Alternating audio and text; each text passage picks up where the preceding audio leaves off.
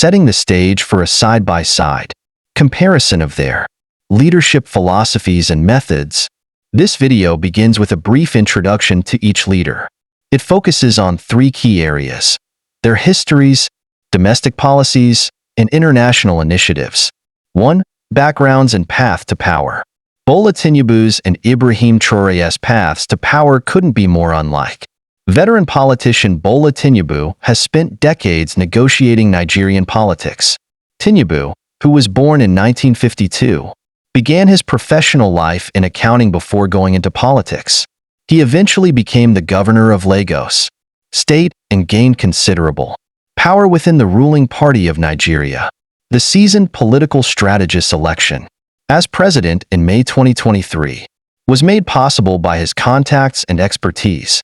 Captain Ibrahim Traoré, on the other hand, is representative of the generation of youthful military commanders who are changing West Africa's political climate. After spearheading a coup in 2022, Traoré rose to prominence as Burkina Faso's temporary president, exemplifying a new style of leadership that aims to solve issues of sovereignty and security in an unstable area. Traoré's journey reflects the larger trend of military dominance in nations like Burkina Faso, Mali, and Niger, whereas Tinubu's ascension is based on democratic institutions. 2. Domestic policies and economic visions. The different strategies of Tinubu and Traoré are reflected in their domestic agendas.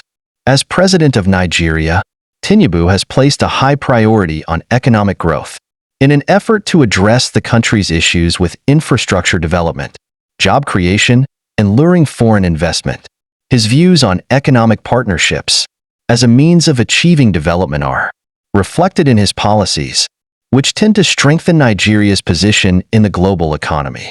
Traoré, on the other hand, has a populist and reformist attitude, emphasizing internal economic transformation in Burkina Faso and lowering reliance on international assistance.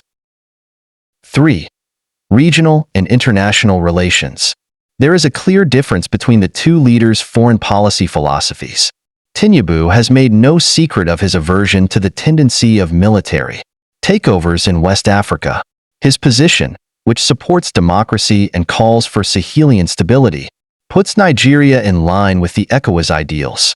Traoré, on the other hand, has improved relations with nearby nations like Mali and Niger that are likewise governed by military leaders. Mutual support for anti-colonial narratives and opposition to Western influence, which they perceive as interfering with regional sovereignty, have served as the foundation for these nations' partnerships. Traoré's leadership creates a rift between democratic and military-led governments in West Africa by aligning Burkina Faso with a group that aims to regain control over regional affairs and fend off perceived outside pressures.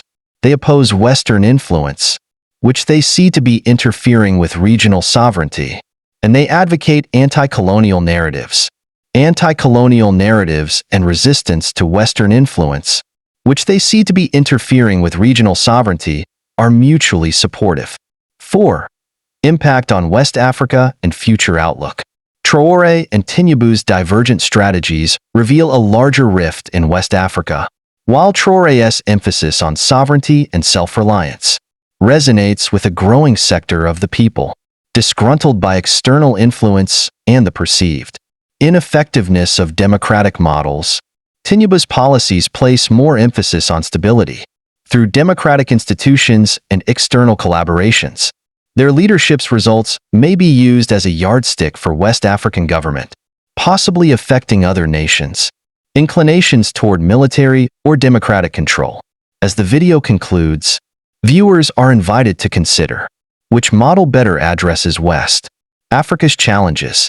These figures illustrate the ideological and strategic junctures that West Africa is currently facing by representing opposing avenues for the future of the area.